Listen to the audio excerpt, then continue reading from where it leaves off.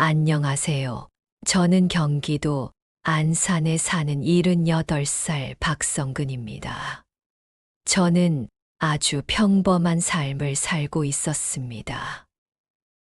그런데 갑작스러운 아내의 죽음, 그리고 전 재산을 모두 가져간 아들의 배신으로 인해 나락으로 떨어졌다가 지금은 오히려 성공의 정점까지 이르게 되었어요. 제 인생이 어떻게 이렇게 바뀌게 되었는지 이야기해 드리려고 합니다. 제가 30년간 다니던 회사를 막 퇴직했을 때입니다. 저는 퇴직금 1억 5천만 원에 적금 1억 5천까지 더했어 3억이라는 돈이 있었죠. 5년 전 아들 준호의 결혼식 때 신혼집을 사주느라 집을 담보로 대출을 받은 것이 있지만 퇴직금으로 여유가 생기면 차근차근 갚아 나갈 계획이었습니다. 어느 부모든 마찬가지겠지만 우리 부부는 아들 준호를 위해 모든 것을 바쳤습니다. 그래서 노후 자금도 제대로 준비하지 못했죠. 아내와 함께 산책을 하며 앞으로의 계획도 세웠습니다. 평화로운 날들이 계속될 줄 알았죠. 퇴직 후 일주일쯤 되었을까요? 아들 준호에게서 전화가 왔습니다. 아버지, 저 IT 스타트업 창업했어요. 회사에 한번 와주세요. 구경도 하시고요. 강남의 한 오피스 빌딩, 사무실은 젊은 직원들로 가득했고 벽면에는 화려한 사업 계획서들이 붙어 있었죠. 회의실에서 준호는 사업 계획을 설명했습니다. 내 기업에서 투자 제안이 들어왔고 회사 측에서도 매칭 투자가 필요하다는 겁니다. 준호는 저에게 3억을 투자해달라고 간곡히 부탁했어요. 6개월 안에 10억의 수익을 장담했죠. 3억은 저와 아내의 노후를 책임질 전 재산이었습니다. 대출금도 갚아야 했고요. 하지만 유명 대기업의 투자 제안서와 화려한 사업 전망에 마음이 흔들렸습니다. 준호가 워낙 간절하기도 했고 부모로서 자식의 성공을 돕고 싶었습니다. 결국 그날 오후 은행에서 모든 돈을 정리했습니다. 아내에게는 말하지 않았죠. 6개월만 지나면 더 큰 금액으로 돌려받을 수 있을 거라 믿었으니까요. 저는 회사 생활로 바쁘게 지내느라 자주 만나지 못했던 친구도 만나고 운동도 하며 지내고 있었습니다. 어느 날 집으로 돌아왔을 때 아내가 주방에 쓰러져 있었습니다. 급히 119에 연락하여 구급차가 왔고 심폐소생술로 간신히 약한 호흡은 살렸어요. 병원 도착 후 응급수술을 하였으나 심장 근육이 손상되어 병원 신세를 져야 한다고 했습니다. 이미 모든 돈을 준호에게 넘겨주었기 때문에 수술비와 입원비는 집을 팔아 해결해야 했어요. 대출을 받은 것이 있었기 때문에 그것도 얼마 되지 않았습니다. 저는 아내의 병간호를 하며 지내게 되었어요. 아내가 너무 안쓰럽고 아내에게 많이 미안했습니다.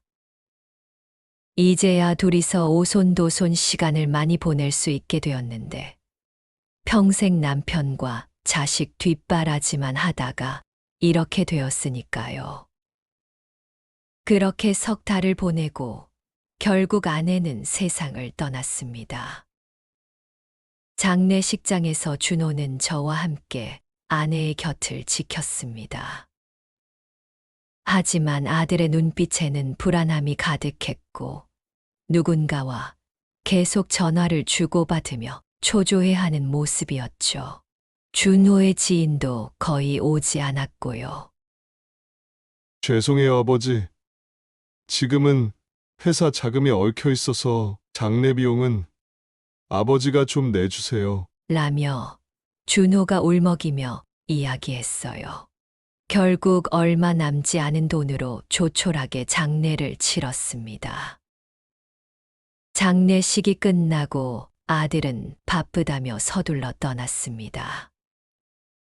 그게 아들을 본 마지막 모습이었죠.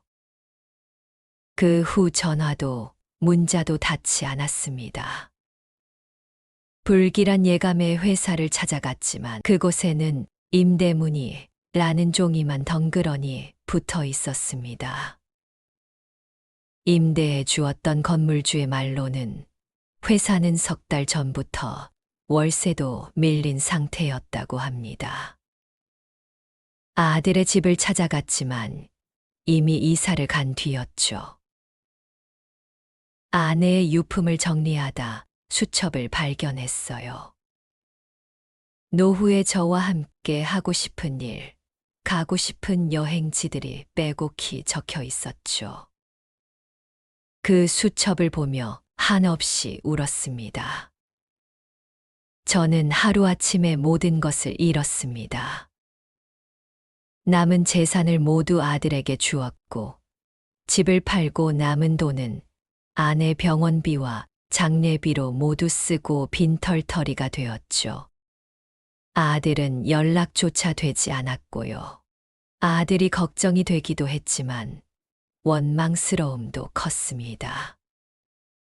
30년을 성실하게 살아온 대가가 이건가 싶었습니다. 평화로웠던 제 일상은 순식간에 산산조각이 났습니다. 남은 건 빈 통장과 아내의 사진뿐이었죠. 앞으로 어떻게 살아가야 할지 막막하기만 했습니다. 퇴직금도 아내도 아들도 모두 잃고 결국 저는 집도 돈도 가족도 없는 노인이 되어 있었습니다. 지낼 곳도 없었던 저는 고시원에 들어갈 수밖에 없었습니다. 남은 돈으로 고시원비를 겨우 마련했죠. 처음 고시원에 들어가던 날, 2평도 안 되는 좁은 방을 보며 한숨만 나왔습니다. 아내와 함께 찍은 사진 한 장과 옷까지 몇 벌이 전부였죠. 공동 화장실, 공동 주방, 이런 곳에서 살게 될 줄은 꿈에도 몰랐습니다.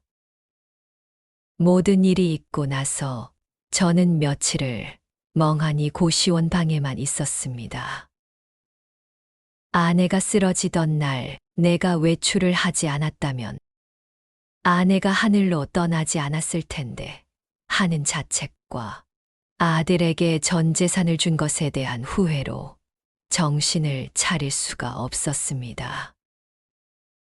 그리고 하염없이 아들의 전화를 기다렸어요. 준호도 분명히 제가 살 집도 없는 걸 알았거든요.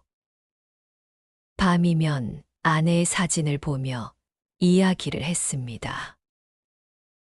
여보, 내가 너무 어리석었지? 우리 아들이, 우리 준호가 왜 이렇게 됐을까? 혼자가 된 아빠를 어떻게 이렇게 외면할 수 있을까? 매일 아침 눈을 뜰 때마다 이 모든 게 악몽이길 바랐지만 현실은 더 잔인했습니다. 당장 먹을 것을 살 돈도 없었어요. 한 달에 한 번씩 아들의 회사 근처를 서성였습니다. 혹시나 하는 마음에 주변 식당들도 들러보고 지나가는 사람들의 얼굴도 유심히 살펴보았죠. 하지만 아들의 흔적은 어디에도 없었습니다. 고시원 주인은 방값을 독촉했고 저는 일자리를 찾아 나섰습니다. 하지만 65세 노인을 써주겠다는 곳은 없었습니다. 인력사무소에서도 젊은 사람들만 찾았고 오히려 할아버지는 집에서 쉬시지 왜 오셨어요? 라는 말만 들었죠. 그러던 어느 날 고시원 옆방에 사는 할아버지가 말을 걸어왔습니다. 아저씨, 배지라도 주워봐요. 나도 처음엔 창피했는데, 이젠 하루 2만 원은 벌어요. 처음에는 자존심 때문에 망설였습니다. 큰 기업은 아니었지만 그래도 회사에서 30년 넘게 성실하게 일했던 제가 폐지를 줍는다니. 하지만 굶주림 앞에서 자존심은 아무 소용 없었습니다. 첫날은 정말 힘들었습니다. 새벽 3시 어둠 속에서 카트를 끌고 거리를 돌았죠. 쓰레기 더미를 뒤지는 제 모습이 너무 비참했습니다. 종이박스 몇 개를 주워 폐지 수집소에 갔더니 고작 3,000원. 그날 저녁 컵라면으로 끼니를 때우며 아내의 사진을 보고 또 보고 울었습니다. 여보, 내가 이렇게 될 줄 알았으면 그때 아들 말을 안 듣는 건데. 날이 갈수록 몸은 점점 망가져 갔습니다. 허리도 아프고 무릎도 아팠습니다. 비가 오는 날이면 종이박스들이 젖어서 더 무거웠죠. 하지만 쉴 수는 없었습니다. 하루라도 쉬면 그날은 굶어야 했으니까요. 폐지 줍는 할아버지, 할머니들과도 점점 친해졌습니다. 그들도 저마다의 사연이 있었죠. 자식들에게 사기당하고 보증을 섰다가 망하고 우리는 서로를 위로하며 하루하루를 버텨냈습니다. 박 씨, 오늘은 저쪽 아파트 단지가 좋을 거야. 입주민들이 이사 가는 날이래. 김씨, 여기 도시락 하나 더 있으다. 같이 드시게. 그렇게 6개월이 지났습니다. 이제는 어둠 속에서도 어디에 박스가 있는지, 어느 시간에 어느 동네를 가야 하는지 알게 됐죠. 하루 수입도 15,000원까지 늘었습니다. 하지만 그것도 잠시 겨울이 찾아왔습니다. 영하의 날씨에 손발이 얼어붙었고 눈이 오는 날이면 종이박스를 찾기도 힘들었죠. 그래도 멈출 수는 없었습니다. 고시원비를 내야 했으니까요. 어느 날은 새벽에 카트를 끌고 가다가 회사원들과 마주쳤습니다. 그중 한 명이 저를 알아보더니 수군거렸죠. 저분 우리 회사 부장님 아니셨어요? 에이, 설마. 얼른 고개를 숙이고 지나갔지만 눈물이 멈추지 않았습니다. 한때는 저도 넥타이 매고 회사를 다녔는데 이제는 길거리에서 폐지 줍는 늙은이가 되어 있었습니다. 밤이면 아들 생각이 났습니다. 잘 지내고 있는지, 밥은 제때 먹고 있는지. 미워해야 하는데 그래도 자식이라 그런지 걱정이 됐죠.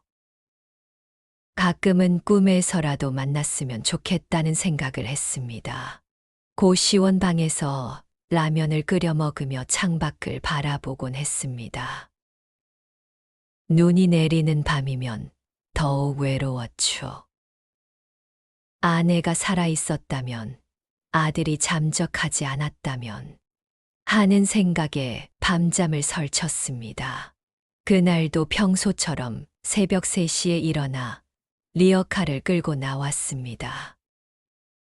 폐지를 주운 지 보름 정도 지났을 때 고물상 아저씨가 낡은 거라도 쓰라고 빌려주신 리어카였죠. 카트보다는 리어카가 더 많이 실을 수 있었고 힘도 덜 들었습니다. 아파트 단지 주변을 돌다가 꽤 많은 양의 폐지를 모았죠. 리어카의 산더미처럼 쌓인 폐지를 보니 뿌듯했습니다. 문제는 고물상으로 돌아가는 길이었습니다. 가파른 내리막길을 내려가야 했는데 폐지가 잔뜩 쌓인 리어카를 멈추기가 힘들었습니다. 결국 리어카를 멈추지 못했고 저는 넘어지면서 다리를 크게 다쳤습니다. 폐지는 온 사방에 흩어졌고 리어카는 부서졌죠. 지나가던 청소부 아저씨가 119를 불러주었습니다. 병원에서는 다리 인대가 심하게 늘어났다고 했습니다. 한 달은 쉬어야 한다는데 당장 내일 끼니도 걱정인데 한 달을 쉰다는 건 죽으라는 말이나 다름없었죠. 더구나 이틀 정도는 입원해 있어야 한다고 했습니다. 입원은 저에게 사치였지요. 저는 고시원비를 내기 위해 모은 돈으로 병원비를 간신히 치르고 나왔습니다. 다리는 절뚝거렸고 온몸은 멍투성이었죠. 리어카도 잃고 그나마 모아둔 폐지도 다 잃었습니다. 고시원으로 돌아와 아내의 사진을 보며 울었습니다. 여보, 이제 어떡하면 좋을까? 내가 너무 무능해서. 그렇게 이틀을 굶었습니다. 다리는 아파서 움직이기도 힘들었고 리어카도 없으니 폐지를 주울 수도 없었죠. 고시원에서 쫓겨날 위기에 처했습니다. 2달째 방값을 내지 못했기 때문에요.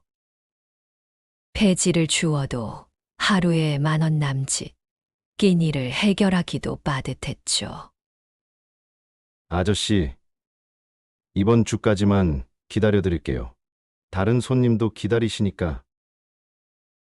길거리로 나앉을 위기에서 마지막으로 찾은 곳이 인력사무소였습니다. 새벽 5시 이미 많은 사람들이 줄을 서 있었습니다. 대부분 저보다 젊은 사람들이었죠. 할아버지, 여긴 힘쓰는 일하는 곳입니다. 연세가 많으셔서. 하지만 저는 포기할 수 없었습니다. 매일 아침 인력사무소 앞에서 기다렸고 결국 한 건설 현장에서 기회를 얻었습니다. 일당 7만 원, 폐지를 주울 때보다 4배나 많은 돈이었죠. 처음 해보는 건설 현장 일은 고됐습니다. 시멘트를 나르고 폐자재를 치우고 젊은 인부들은 저를 무시하듯 대했지만 묵묵히 일했습니다.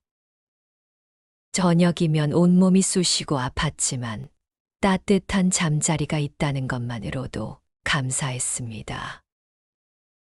어르신, 무리하지 마세요. 저희가 할게요. 아니야, 나도 할 수 있어. 한 달이 지나고 2달이 지나면서 몸이 현장 일에 익숙해졌습니다. 다른 인부들도 제 성실함을 인정하기 시작했고 점심시간이면 도시락도 나눠 먹었죠. 어르신, 진짜 대단하세요. 저희보다 더 열심히 하시는데. 하지만 육체 노동은 쉽지 않았습니다. 특히 비가 오는 날이면 더욱 힘들었죠. 미끄러운 발판 위에서 자재를 나르다가 한 번은 크게 다칠 뻔했습니다. 어르신, 오늘은 쉬세요. 날씨가 안 좋아서. 안 돼요. 하루라도 쉬면 판값을 못 내요. 일을 끝내고 돌아오는 길에 우연히 재활용센터를 보게 됐습니다. 폐지를 주울 때 알게 된 분리수거의 노하우가 떠올랐죠. 현장에서 버려지는 자재들도 대부분 재활용이 가능한 것들이었습니다. 반장님, 이 자재들 그냥 버리지 말고 분리수거하면 어떨까요? 뭐하러 그런 거려? 아니, 이게 돈이 될 것 같아서요. 처음에는 귀찮아하던 반장님도 제 말을 듣기 시작했습니다.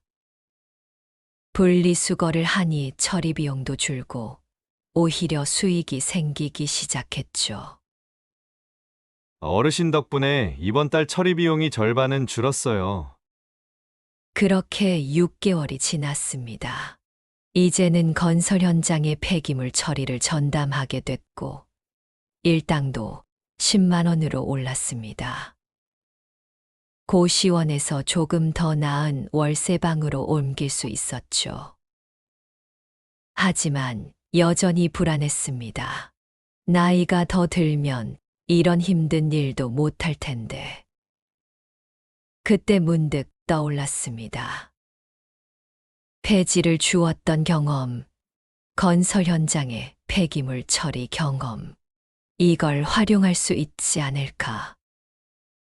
폐지를 주울 때 알게 된 할아버지들에게도 조언을 구했죠. 그들의 경험과 제 경험을 합치면 뭔가 될 것 같았습니다. 밤마다 재활용 사업에 대해 공부했습니다. 재활용 사업을 시작하기 위한 첫걸음을 내딛기로 한 것입니다. 아내의 사진을 보며 다짐했어요. 이제는 더 이상 뒤돌아보지 않기로 했습니다. 앞으로 나아갈 일만 남았죠. 겨울이 가고 봄이 왔습니다. 건설 현장의 폐기물 처리를 맡은 지도 8개월이 지났죠. 그동안 저는 폐기물 처리와 재활용에 대해 많은 것을 배웠습니다. 재활용품의 종류, 처리 방법, 판매처. 밤마다 공부하고 메모했습니다. 어느 날 현장 반장님이 제안을 해왔습니다.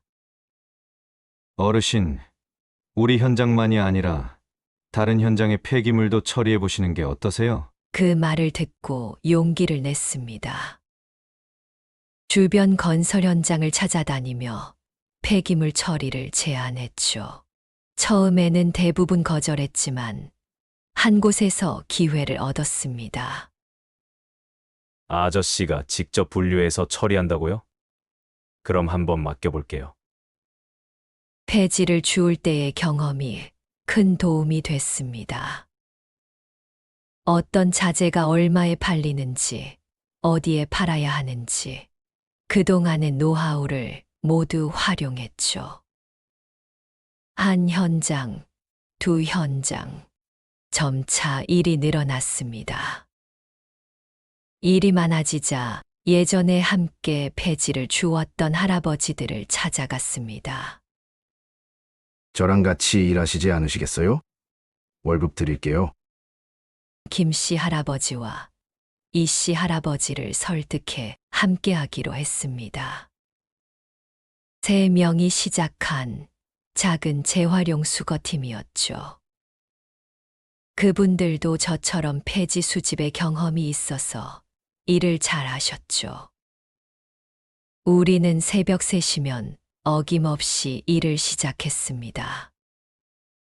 폐지를 주울 때의 습관이었죠. 아파트 단지와 상가를 돌며 재활용품을 수거했고, 오후에는 건설 현장의 폐기물을 처리했습니다. 하루 16시간씩 일했지만 힘들지 않았습니다. 이제는 제 사업이니까요. 돈을 조금씩 모아 중고 트럭도 할부로 구입했습니다. 트럭이 생기니 더 많은 현장을 다닐 수 있었고 수입도 늘었습니다. 월세방에서 조금 더 넓은 곳으로 이사도 할 수 있었죠.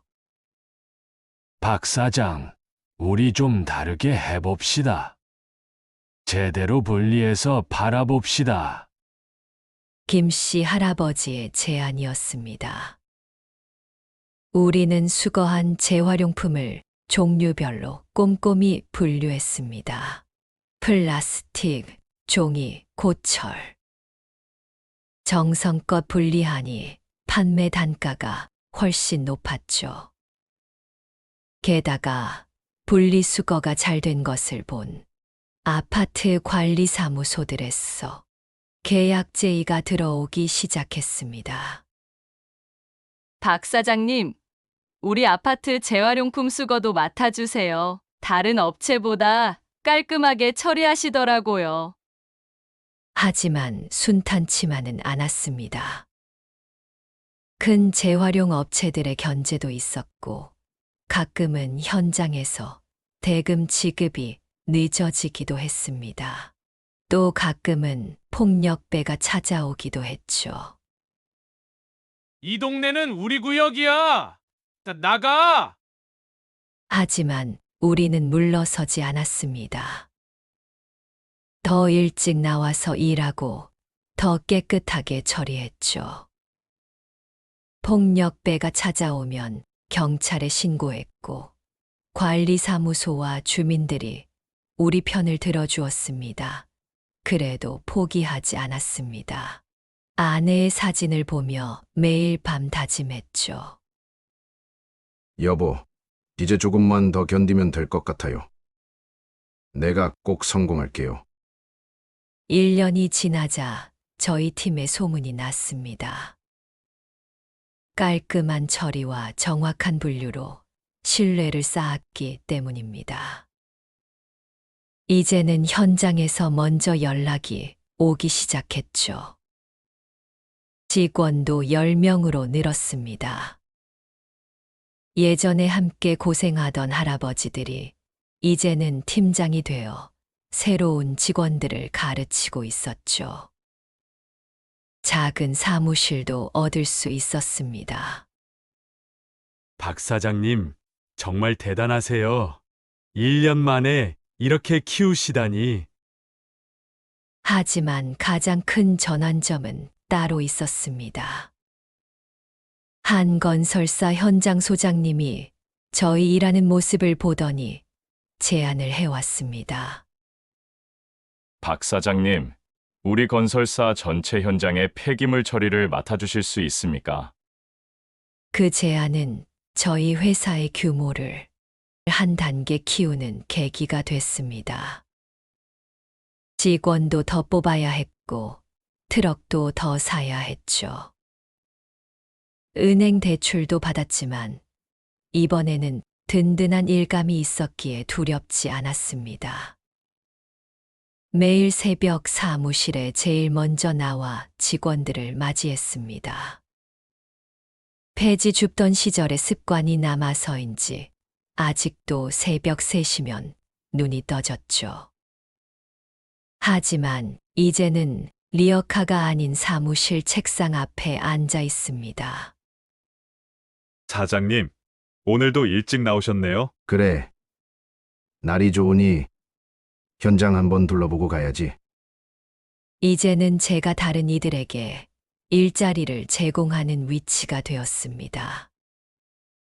특히 나이 드신 분들을 우선적으로 채용했죠. 저와 같은 처지의 분들에게 기회를 주고 싶었습니다.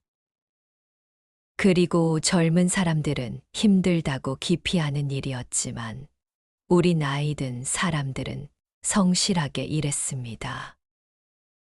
하루는 사무실 창밖을 보다가 폐지를 줍는 할아버지를 보았습니다. 제 과거의 모습 같았죠. 그분을 불러 일자리를 제안했습니다. 그분의 눈시울이 붉어졌던 모습이 아직도 기억납니다.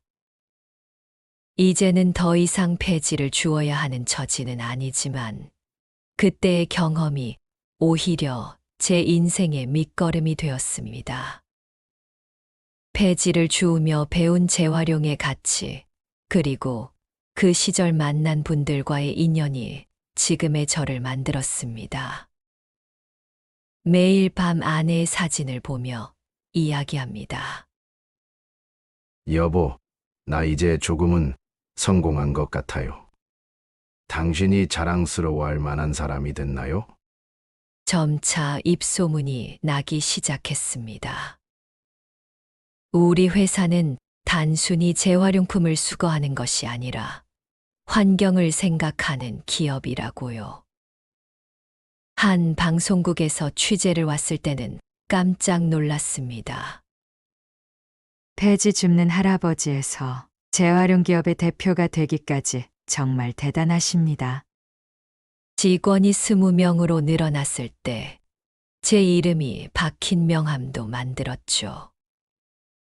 초록빛, 재활용, 제가 지은 회사 이름입니다. 사장님, 이제 우리도 제대로 된 회사가 됐네요. 김씨 할아버지가 웃으며 말했습니다.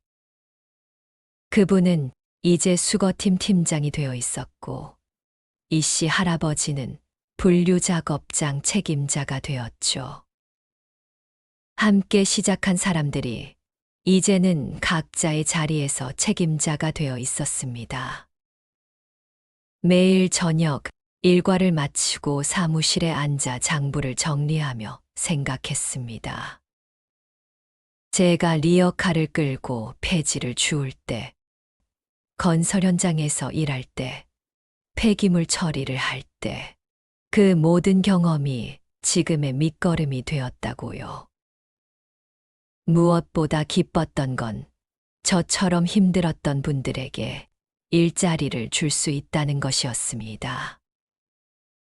우리 회사는 60세 이상 노인 채용을 원칙으로 했고, 성실하게 일하는 직원들에게는 월급 외에도 작은 보너스도 지급했습니다. 여보, 보고 있나요? 이제 나도 누군가에게 도움을 줄 수 있는 사람이 되었어요.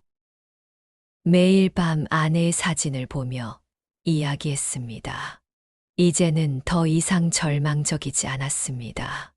오히려 내일이 기대되었죠. 어떤 새로운 도전이 기다리고 있을지. 사업이 점차 안정되어 갈 무렵 큰 기회가 찾아왔습니다. 시청에서 공공입찰 소식을 들은 겁니다. 시 단위 재활용품 처리 업체를 선정한다는 내용이었죠. 규모가 작은 우리 회사로서는 버거운 일이었지만 도전해보기로 했습니다. 사장님, 무리하시는 거 아닙니까? 우리같이 작은 회사가... 아니요, 할 수 있습니다. 우리에겐 경험이 있지 않습니까? 입찰 준비는 쉽지 않았습니다. 서류 작업도 많았고 필요한 인증도 받아야 했죠.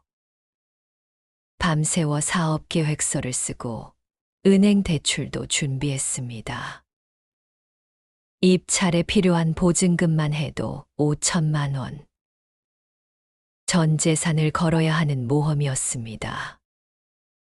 그동안 거래해온 아파트 관리 사무소들에서 추천서를 써주었고, 건설 현장 소장님들도 도와주셨습니다. 우리의 성실함과 꼼꼼한 일 처리를 인정해준 덕분이었죠. 입찰 당일, 저는 떨리는 마음으로 시청 회의실에 들어섰습니다. 대형 업체들이 즐비한 가운데 우리 같은 중소업체는 몇 없었습니다. 재활용 처리 실적이 부족하신데요. 네, 하지만 저희는 실제 현장 경험이 많이 있습니다. 폐지 수집부터 시작해 지금까지 떨리는 목소리로 프레젠테이션을 했습니다. 폐지 수집부터 시작해 재활용의 가치를 깨달은 과정, 노인 일자리 창출에 대한 의지, 환경을 생각하는 기업 철학까지 제 진심을 담아 이야기했습니다. 결과는 기적이었습니다. 시에서는 우리 회사의 현장 경험과 사회공헌 의지를 높이 평가했다며 3년 계약을 체결해 주었습니다. 계약 체결 후 회사는 급성장했습니다. 차량 10대를 새로 구입했고 직원도 50명으로 늘었습니다. 작업장도 확장해야 했죠. 은행에서도 이제는 믿고 대출을 해주었습니다. 박 사장, 우리가 이렇게 될 줄 누가 알았겠습니까? 김 씨 할아버지가 감격스러워하며 말했습니다. 성장하는 만큼 책임도 커졌습니다. 50명의 직원들과 그 가족들의 생계가 걸려 있었죠. 더 이상 실수는 용납되지 않았습니다. 매일 새벽 모든 차량과 작업장을 점검하고 하루를 시작했습니다. 직원 복지도 신경 썼습니다. 정년 없는 고용보장은 물론 분기별 성과급도 지급했죠. 특히 자녀 학자금 지원 제도를 만들었을 때는 많은 직원들이 감동했습니다. 사장님, 제 손자가 이번에 대학에 갔습니다. 사장님 덕분이에요. 그런 말을 들을 때마다 제 가슴도 뭉클했습니다. 어느 날 밤 사무실에서 장부를 정리하다 문득 옛 생각이 났습니다. 폐지를 주워 하루벌이를 하던 때가 리어카 사고로 다리를 다쳤던 날이 이제는 마치 먼 옛날 이야기 같았습니다. 시 단위 재활용 처리 업체로 선정된 후 우리 회사는 급격한 성장을 이어갔습니다. 하지만 이게 끝이 아니었습니다.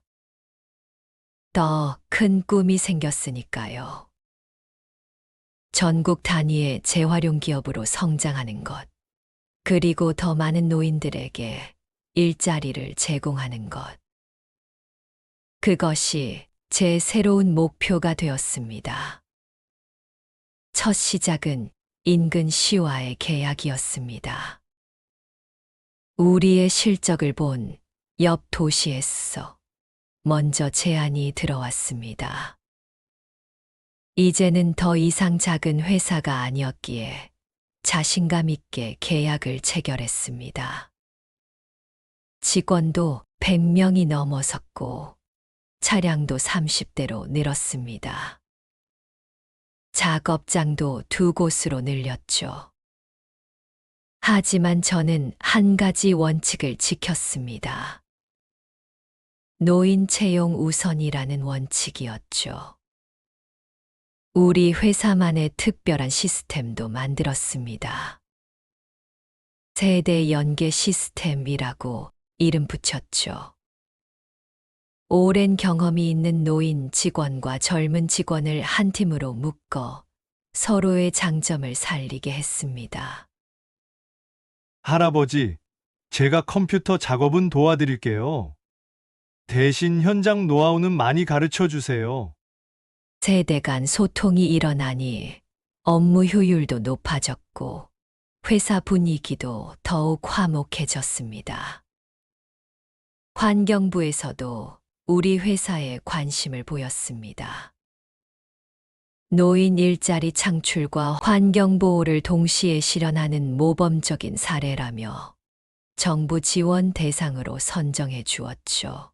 박성근 대표님의 사례는 앞으로 우리나라 재활용 산업의 새로운 모델이 될 것입니다.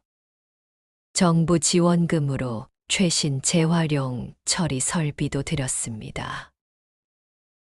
이제는 단순히 분리수거만 하는 것이 아니라 재활용품을 가공해서 새로운 제품을 만들 수 있게 된 거죠.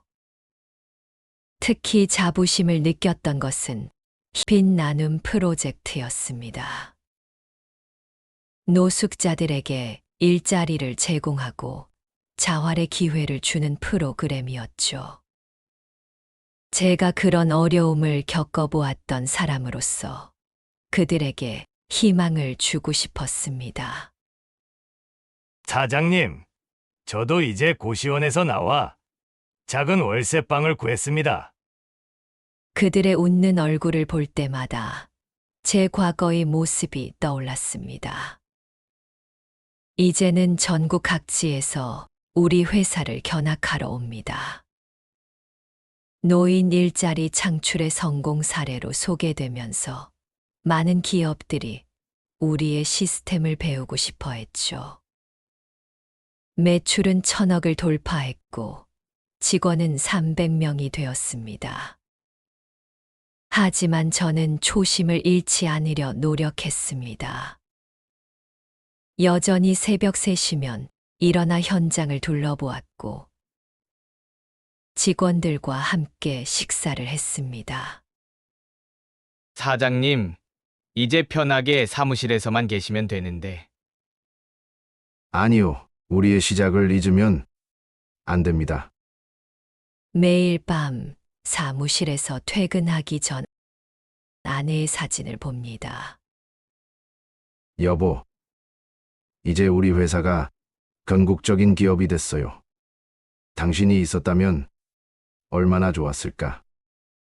성공은 했지만 한 가지 아쉬움이 있다면 아들의 소식을 전혀 모른다는 것이었습니다. 가끔 꿈에서 아들을 만나곤 했지만 깨고 나면 더욱 허전했죠. 그래도 이제는 용서할 수 있을 것 같았습니다. 오히려 감사하다는 생각마저 들었죠. 그 일이 아니었다면 저는 이런 도전을 하지 못했을 테니까요. 어느 겨울날 아침이었습니다. 여느 때처럼 새벽 3시에 일어나 사무실로 향하던 중이었죠. 길가에서 쪼그리고 앉아 졸고 있는 한 남자를 보았습니다. 예전 같았으면 그냥 지나쳤을 테지만 폐지를 주워본 경험을 한 후로는 그런 분들을 유심히 보게 되더라고요. 그런데 그의 모습이 왠지 낯이 익었습니다. 가까이 다가가 보니 놀라지 않을 수 없었습니다. 그 남자는 바로 제 아들 준호였습니다. 누더기 같은 옷을 입고 수염이 덥수룩하게 자란 채로. 처음에는 알아보기 힘들 정도였죠. 아버지? 준호는 저를 보자마자 그 자리에 주저앉아 울었습니다. 알고 보니 준호는 해외로 도주했다가 모든 돈을 잃고 몇 달 전에 한국으로 돌아왔다고 했습니다. 빚쟁이들을 피해 이 도시 저 도시를 떠돌다가 우연히 이곳까지 오게 된 것이었죠. 아버지, 정말 죄송합니다. 제가 정신이 나갔었나 봐요. 저는 한동안 말을 하지 못했습니다. 5년 동안 얼마나 그를 원망했는지. 하지만 이렇게 초라해진 아들의 모습을 보니 미움보다는 안쓰러움이 앞섰습니다. 배고프지? 일단 따라와. 사무실로 데려와 씻기고 옷을 갈아입혔습니다. 따뜻한 국밥을 시켜주었더니 허겁지겁 먹더군요. 마지막 식사가 언제였냐고 물으니 3일 전이라고 했습니다. 아버지, 어떻게 지내셨어요? 준호가 조심스럽게 물었습니다. 저는 그동안의 일을 담담히 이야기해 주었습니다. 준호는 흐느끼며 울었습니다. 아버지 힘드실 때 저만 살겠다고 도망쳐서 죄송해요. 난 이제 너에게 아무것도 바라지 않는다. 다만 너의 인생을 다시 시작했으면 좋겠구나. 아들에게 회사 청소부 일을 시켰습니다. 가장 낮은 직급이었죠. 처음에는 직원들이 수군거렸지만 곧 준호의 성실한 모습에 마음을 열어주었습니다. 저 사람이 사장님 아들 맞아요? 그렇다네. 하지만 이제는 그저 우리 회사의 평범한 직원일 뿐이야. 준호는 정말 열심히 일했습니다. 새벽부터 밤늦게까지 가장 힘든 일을 도맡아 했죠. 6개월이 지났을 때 준호는 처음으로 월급을 받았습니다. 그 돈으로 제일 먼저 한 일은 어머니 산소를 찾아가는 것이었죠. 엄마, 죄송해요. 이제야 다시 왔네요. 1년이 지나고 준호는 현장 관리자로 승진했습니다.